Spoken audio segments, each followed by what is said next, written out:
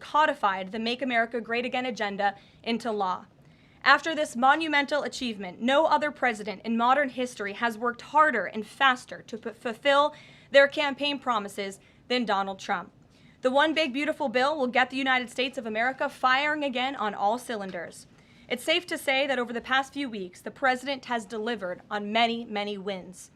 For the fourth month in a row, jobs numbers beat market expectations with nearly 150,000 good jobs created in the month of June. The American economy has now added nearly 700,000 jobs since January 2025, with American-born workers accounting for all job gains. President Trump drove illegal border crossings to another historic low in the month of June, and Border Patrol once again released 0 illegal aliens into our country. The Supreme Court stopped activist judges from imposing nationwide injunctions and cleared the way for President Trump to carry out his popular and common sense agenda. The University of Pennsylvania agreed to all of the Trump administration's demands and will now keep men out of women's sports. President Trump secured his trade deal with Vietnam, giving the United States total access to their markets. Because of President Trump's unleashing American energy dominance, gas prices are at 4-year lows. And when adjusted for inflation, gas prices are near the lowest levels we've seen in the last 20 years. NATO members agreed to raise defense spending to 5% of GDP, a foreign policy feat long thought impossible until President Trump made it happen. The Operation Midnight Hammer obliterated Iran's nuclear capabilities, taking out this imminent national security threat not just to the United States, but to the entire world. The president secured a ceasefire between Israel and Iran, ending the 12-day war. The president brokered a historic peace agreement between Rwanda and the Democratic Republic of Congo. Pakistan nominated President Trump for the Nobel Peace Prize in recognition of his decisive diplomatic intervention to prevent a nuclear war between India and Pakistan. Blue-collar wage growth has seen its largest increase in nearly 60 years, and President Trump has defeated Joe Biden's inflation crisis with core inflation at the lowest level since March of 2021. And just about all of that has happened in the last 3 weeks, and I know you all know it because you've been very busy here covering it along with us. So with that, I will take your questions today as we kick off another very busy week here at the White House. We'll lead with our new media seat, Brian Glenn, who is, of course, very present in this briefing room. He's put in a lot of hours covering this president, so we're glad you finally have a seat today. Brian, go ahead. It feels great to sit down. Thank you very much. You're welcome. I want to go back to the hurricane. You said that President Trump is scheduled to go to Texas later this week. Can you speculate on what day and what he has plans? Sure. The White House is currently arranging those travel plans. We hope that it will be later this week, likely on Friday, but of course we want to do it at the most appropriate time on the ground for state and local officials. We don't want to interrupt the recovery efforts, but we're planning tentatively for a Friday trip, and when that becomes final, we'll let all of you know, as we always do. And you gave a little bit of reaction earlier, but the National Weather Service, the union, actually publicly stated they had an adequate staff on hand to forecast and predict the storm. You shared your thoughts earlier on how the way the left has really weaponized this to blame the deaths in Texas on Trump. Want to comment on that again? Yeah, I just do think those comments are depraved and despicable, especially when so many Americans are mourning the loss of their children. The National Weather Service, as I said, did its job. Many experts, many meteorologists have said that. Many of you in the media, in all fairness, have said that as well. Unfortunately, not all. And many Democrat elected officials are trying to turn this into a political game, and it is not. This is a national tragedy, and the administration is treating it as such. We know the National Weather Service provided early and consistent warnings. They gave out timely flash flood alerts. There were record-breaking lead times in the lead up to this catastrophe. There is ongoing flood monitoring, and these offices were well staffed. In fact, one of the offices was actually overstaffed. They had more people than they need. So any claim to the contrary is completely false, and it's just sad that people are pushing these lies. Can you just get one more? Sure. Kind of a little bit of breaking news. The Department of Homeland Security is moving to end the TPS status on Honduran and Nicaraguan migrants. Yes. Any plans to adding additional countries that you could be targeting? Just a reaction. Sure. Well, I won't get ahead of the Department of Homeland Security on additional countries, but as you pointed out, they did end temporary protective status for Nicaraguans and Hondurans in this country because TPS, temporary protective status, is temporary by definition. It is not meant to be a permanent path to residency or citizenship here in the United States of America. It was originally granted to Nicaraguans following a natural disaster in 1999. That doesn't sound very temporary to me. And as well as Hondurans in 1999 after the impact of Hurricane Mitch in 1998. And so this administration is doing what it promised to do. And if individuals from these countries want to come here, they have a legal pathway to do it, but temporary protective status was never meant to be permanent. The previous administration abused this status and this parole program, essentially treating it as such, and we're not going to tolerate that any further. Thank you, Brian. Megan. Secretary Bessent said yesterday that countries will boomerang back to the April 2nd tariff level starting August 1st.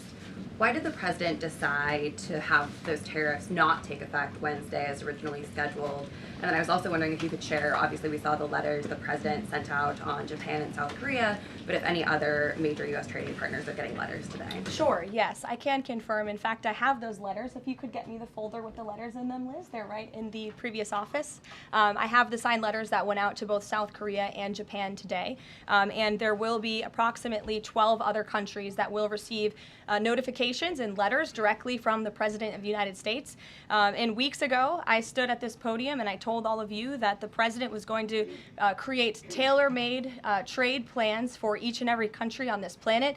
And that's what this administration continues to be focused on. The president will also sign an executive order today delaying the July 9th deadline to August 1st. So the reciprocal tariff rate or these new rates that will be provided in this correspondence to these foreign leaders will be going out the door within the next month, or deals will be made. And those countries continue to negotiate with the United States. We've seen a lot of positive developments in the right direction, but the administration, the president, and his trade team want to cut the best deals for the American people and the American worker. That's what they're focused on. And in the effort of transparency, these letters will continue to be posted to Truth Social, so you can enjoy them yourself. Go ahead.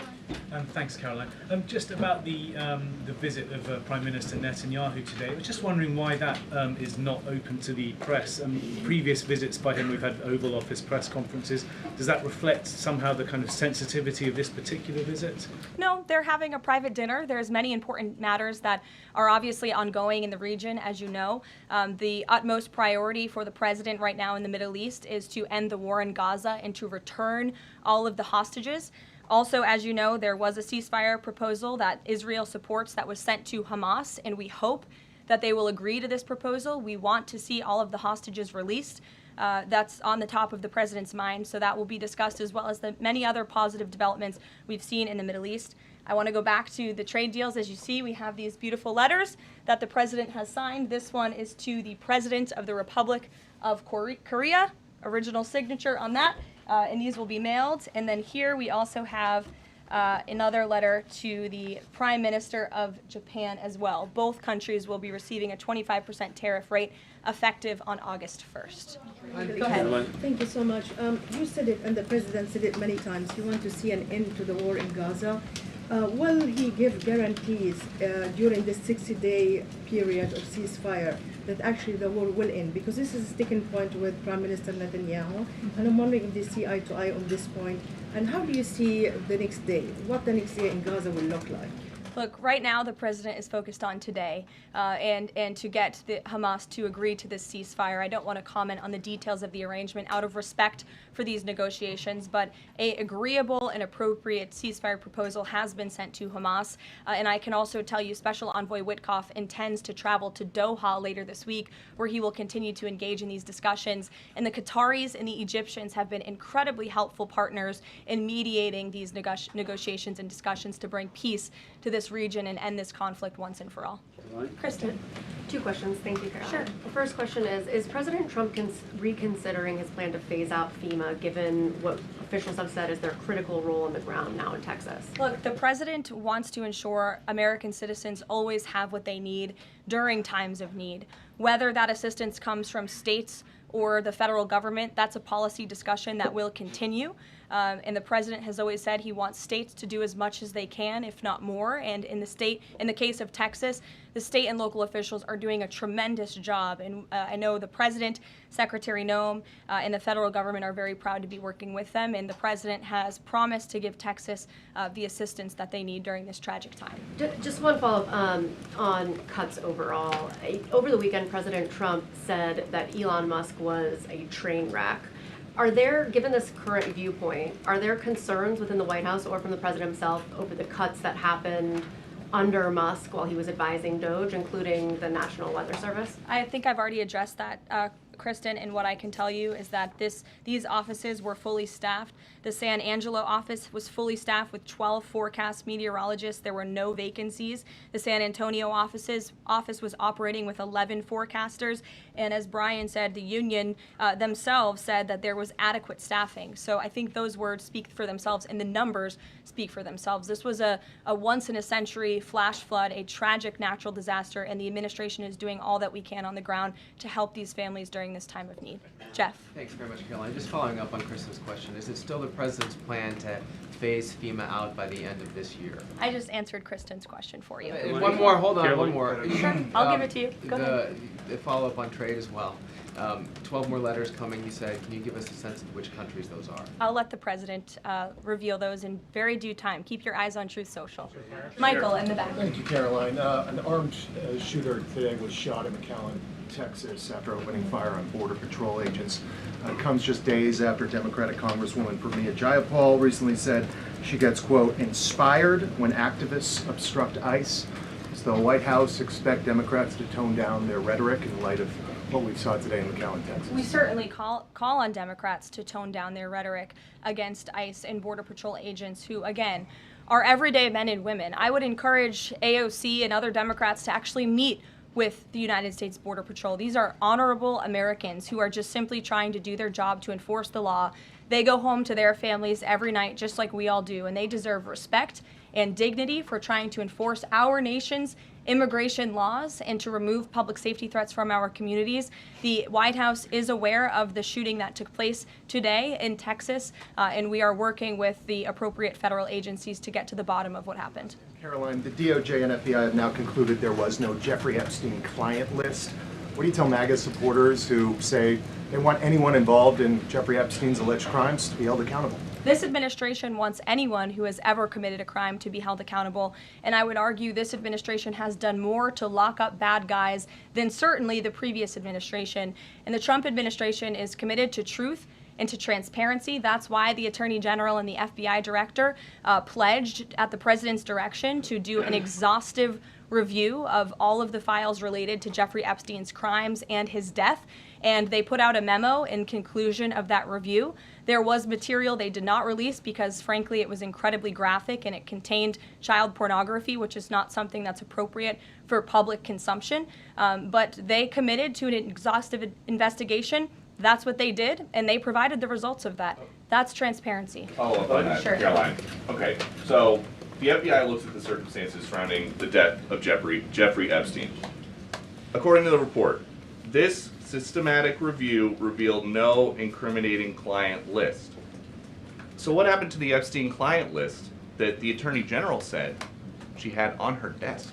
Well, I think if you go back and look at what the Attorney General said in that interview, which was on your network on Fox News. Got the quote. Go ahead. John Roberts said, DOJ may be releasing the list of Jeffrey Epstein's clients. Will that really happen? And she said, it's sitting on my desk right now to review. Yes, she was What? saying the entirety of all of the paperwork, all of the paper in relation to Jeffrey Epstein's crimes. That's what the Attorney General was referring to, and I'll let her speak for that. But again, when it comes to the FBI and the Department of Justice, they are more than committed to ensuring that bad people are put behind bars. They have an operation going on right now called Summer Heat, which has our murder rate trending in the lowest direction in United States history. Their emphasis on violent crime and locking up violent criminals has led to the arrest of 14,000 violent criminals. That's a 62% increase from the same time period last year. So this Attorney General and the FBI Director are committed to putting bad people behind bars where they belong. They promised an exhaustive review. That's what they did. For any further details, I would refer you to the Department of Justice. Kate. Thanks, Caroline. With Prime Minister Netanyahu visiting the White House today, yesterday the president said that he was working on a more permanent deal with Iran, but several days ago he didn't think one was necessary. What changed? Well, when you asked me about this, or when you all asked me about this several weeks ago, I said the president thought maybe an Iran deal was not necessary, but of course the president is always interested in peace and diplomacy. That remains true, and the administration continues to be in contact, both directly and indirectly, with the Iranians on a deal. And then on tariffs, you're now delaying the deadline from July 9th to August 1st. Is that an acknowledgement that perhaps the administration found it more difficult to negotiate these trade deals, or whatever happened to 90 deals in 90 days? No, it's an acknowledgement that this administration is doing what's best for the American worker, and we want the best deals possible for our workers, for our manufacturing base, for our middle class, and they are doing this deliberately and appropriately on behalf of our country's interests. Josh. A couple more on the tariffs. You said about 12 more letters. There were about 55 or so countries, including the EU as a bloc, that were facing this tariff increase.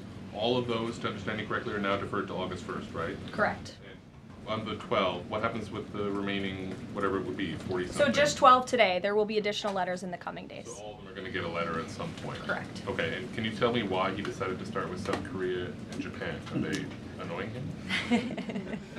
It's the president's prerogative, and those are the countries he chose. And on the sectoral tariffs, it's our understanding that these continue to be a separate track. We're still waiting on a bunch of those. That's Can you right. give us any timing update on when he's going to move on, for instance, semiconductor tariffs and other things that are still in the hopper? I don't have a timing update, but for where they are in the process, I would defer you to the Department of Commerce. Should we expect deals finally as well? He announced his Vietnam deal. Are you close on any other countries? The president and the administration, yes, we are close. But again, the president wants to ensure these are the best deals possible.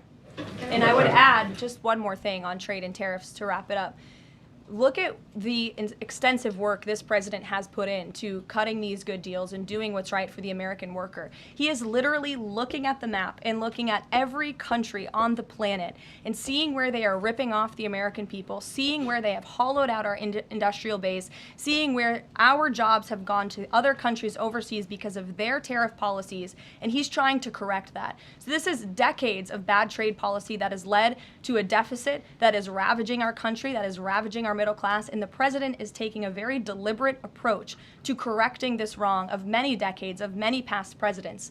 And so I think he should be commended for the time and the effort that he is putting into this. And the fact that he has announced a framework with China, a trade deal with the United Kingdom, a trade deal with Vietnam, and many others to come in just a matter of 6 months is truly historic, and it's a testament to this president and his trade team who are working around the clock to get this done. Sure, go ahead. Thank you so much, Caroline. Two questions on Iran. What's the permanent deal with Iran looks like for the president, and what issues related to Iran should it cover? And secondly, has the president seen the interview with Iranian president, which he says that the United States president, Mr. Trump, is capable enough to guide the regions toward the peace and a brighter future, and put Israel in its place, or it gets more into conflict? Has the president seen these comments, and what's his reaction to these comments? I'm not sure if he's seen those comments, but certainly I think it's true that the president is the right man for the job to move the direction, this region into the direction of peace and stability for the future. That's what he and his national security team are working on every day, and we've already seen historic achievements in that direction. Go ahead. In the back. Kelly, go ahead. Okay, great, thank Sure. you. And then in front of you. Okay, a couple questions for you. First on... Y'all need name tag signs. First question on the flooding in Texas. I know there has been some concern about the timing of the alerts, knowing that they did go out, but the warnings coming out in the wee hours, so while many people were likely sleeping. Can you share just details what you know about why those warnings were sent while people were likely sleeping, and then what the administration is doing to ensure that these alerts come out sooner?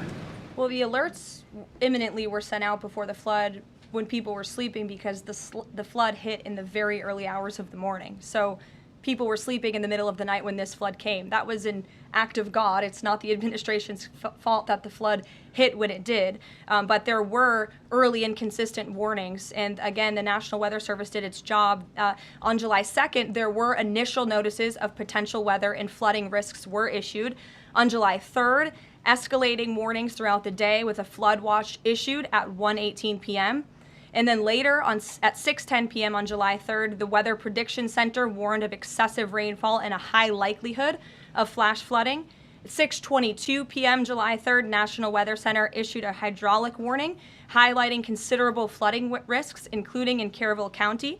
And then there were the timely flash flood alerts at 11:41 p.m., 1:14 a.m., and then another flash flood emergency warning issued at 4:03 a.m. just before the flood hit. So those were all of the warnings that went out to the affected area and region. Go ahead. One question on education funding Go for ahead. states Thank you and very local much. I appreciate it, districts. Caroline. 2 questions for you related to the Prime Minister's visit today. Number 1, there's a report circulating that the Gaza Humanitarian Foundation provided a proposal to the White House to build these so-called humanitarian transit areas inside and outside of Gaza. The GHF is insistent it has nothing to do with that proposal. Can you shed any light on whether the White House has received such a proposal, and if so, from whom? I'm unaware if a proposal from the Gaza Humanitarian Foundation was sent to the White House. I haven't seen it, but I can ask our National Security Council. And also a document circulating that the White House is prepared to lift the Foreign Terrorist Organization designation from HTS, the group of President al-Shara in Syria. Can you confirm that that's taking place? Again, I haven't heard that, or I'm not aware of that action taking place. As you know, we did lift particular sanctions on Syria, but we did leave them on for particular terrorist groups. If that has changed, we will, of course, let you know if there's a change in policy, but I'm unaware of one at this time. Sure, go ahead. Me? Hi, Caroline. Thank you. Ahead of And then you can go too, since you're so eager. ahead of the president's meeting with Prime Minister Netanyahu today, is there a scenario where Israel has made it clear that they will not bring an end to this war until Hamas is decimated?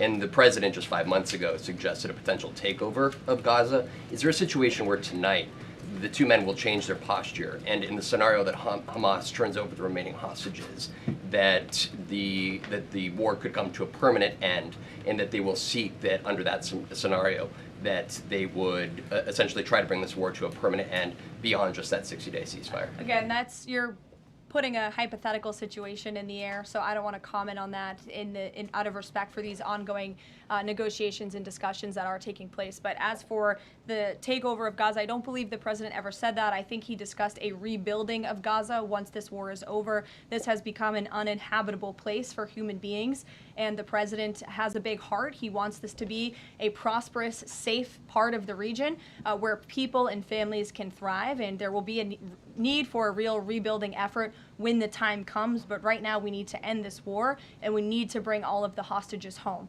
The president is adamant about that. The war tonight? Look, again, I will let the president speak for himself later if he decides to comment on the details of the agreement, but out of respect for the discussions, I won't do that from the podium. Go ahead. So Congressman Lawler and Gottheimer have introduced a bill in Congress, the Bunker Buster Act, that would allow the United States to sell B-2 bombers and bunker buster bombs to Israel. Is that something the president would support? Well, I don't know if the president's aware of the Bunker Buster Act, but I will ask him and see what his opinion on that is. I'm not sure. All right, thank you. Caroline. Thank you, Caroline. Building off of the question earlier about the shooter in Texas who targeted ICE, Axios reported today, I believe, that Democrat lawmakers were saying their constituents are calling on them to be more violent when they go to ICE facilities, including, I believe, they want them to shed blood, and that they said that Democrat lawmakers should be willing to get shot themselves. Can you respond to that, and do you have concerns that any of these lawmakers might act on the wishes of their constituents? It's hard to believe anyone with morals in this country or decency would say such a thing. Obviously, the White House condemns that rhetoric, and we condemn violence of any kind. This administration is simply trying to enforce our laws, and we must be a nation of law and order. You cannot simply waltz across our border and live here illegally and expect to stay.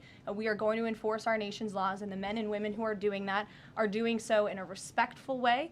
They are doing so within the confines of the law, and they are just trying to do their jobs. And we condemn any violence or any calls for violence of any kind against any American. Go ahead. Thank you, Caroline. I wanted to ask you if... I was not calling on you, but you can go ahead. It's fine. There's a lot of people in here today. President Trump already saw the letter that the Colombian President Gustavo Petro sent him, apologizing for his comments a few weeks ago, suggesting that there was an involvement from the U.S. government in an alleged coup d'etat in Colombia. And Secretary Rubio recalled the U.S. Chargé d'Affaires in Colombia. Did President Trump saw that letter, and what do you think about the comments from President Petro suggesting that the U.S. has some kind of involvement in a coup? I'm not sure if the president has seen that letter, but I can check with him in the National Security Council. We will get you a response if you follow up with my team. We will find out for you. Caroline? Sure, go ahead. Iris, go ahead. Thank you, Caroline. Thank you, Caroline. On two topics. First, I love how excited everyone is on Monday. Yes, Raquel, you can go out. On two topics. First, tariffs. The president announced last night that any countries aligning themselves with the anti-American policies of BRICS That's right. will be charged with an additional 10% tariff. Can you tell tell us more details on that? What specific policies is the president talking about here? What policies should countries stay away from to avoid being subject to additional tariffs? Sure. Well, the president feels, generally speaking, that BRICS is seeking to undermine the interests of the United States. It's the president's utmost responsibility to put the interests of the United States first. That's how he views his job as president. So he's going to ensure that America is fairly treated on the world stage, and he'll take any action necessary to prevent countries from taking advantage of the United States and our people. Raquel, go ahead. On the legal immigrants, Reuters' Tom Homan told us this morning that ICE will have to arrest 7,000 legal immigrants every day for the remainder of this administration to just catch the ones that were let in during the last administration. I'm wondering what the new resources and manpower, of course, given by the Big Beautiful Bill, which of course opens the door for ICE to hire additional 10,000 agents and officers. What's the administration's expectations now for daily arrest numbers going forward in the upcoming months? Sure. I'll let the Secretary of Homeland Security and her department speak on what they're looking for in terms of daily numbers. What I can tell you is I receive the daily reports each morning, and ICE is out there doing the jobs that they swore an oath to do, and they are removing public safety threats from our communities every day, and our country is becoming a safer place because of their efforts. And the One Big Beautiful Bill that is now law will give significant resources to ICE and Border Patrol to continue the tremendous work that they are already doing. And I think every American who wants to live in a safe neighborhood should be grateful for their efforts. Thank you, Karoline. Raquel, and then I can go to you. So much. And then you, Dr. Harper. Thank you, Karoline. It's a follow-up on the BRICS question. So does President Trump believe that the BRICS are getting stronger or trying to isolate the United States? And how close is he monitoring this summit that is taking place in Brazil right now? He's closely monitoring it, which is why he put out a statement himself. He does not perceive these countries as growing stronger. He just perceives them as trying to undermine the United States' interests, and that's not okay with him, no matter how strong or weak a country may be. Go ahead. Yes, go ahead. Yes. As promised, yes, go ahead. Thank you. Does Trump have a vision for post-war Gaza? You mentioned, he's talking about now the ceasefire, but does he support permanent or temporary Israeli presence in the Gaza Strip? Does he continue to see a continued role for the Gaza Humanitarian Foundation to continue to operate in the Gaza Strip? Well, as you know, because we've talked about it before, the president has directed aid to be moved into the region, and that has been taking place. You've actually seen people in the Gaza Strip yelling out, "Thank you, Trump," for the aid and for the meals that they have received, because the previous administration never did that for some reason. But this president, again, wants to see peace and stability in the region. So as I outlined previously, he views this part of the region as having a real chance at being peaceful and prosperous. But again, we need to end this war. We need to get all the hostages home, and Hamas needs to accept this proposal in order to do that. Dr. Harper, go ahead. I'm Dr. Anthony Harper with the Intermountain Christian Youth. Thank you for taking my questions. Given the nature of the Palestinian Authority, with their pay to slay, teaching Jew hatred to children, corrupt leaders, and no elections for 19 years, who does President Trump support to govern Area A and Area B to prevent Hamas from ruling? And what is President Trump's position on Israeli sovereignty? Sure. Well, the president believes Israel, of course, has a right to defend itself.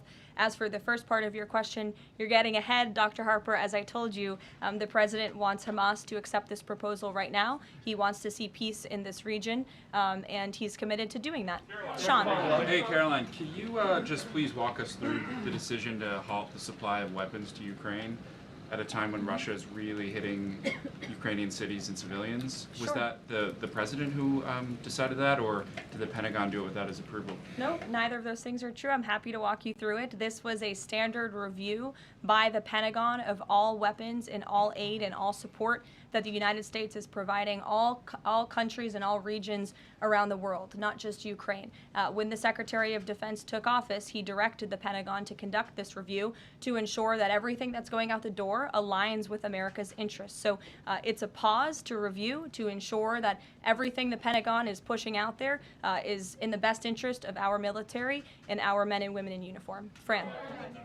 Two questions on Israel. You suggested that Hamas is the impediment currently to a ceasefire. So if not a ceasefire deal, then what does the president hope to achieve with tonight's dinner with the prime minister? Again, you guys are getting around to a lot of hypotheticals. I don't want to get ahead of the president, but there are many other issues to discuss with Prime Minister Netanyahu tonight related to the region and just the entire world. So this will be a dinner to talk about Operation Midnight Hammer, which was incredibly successful, to talk about peace in Gaza and ending that conflict, as well as many other topics of discussion in relation to Israel and the United States.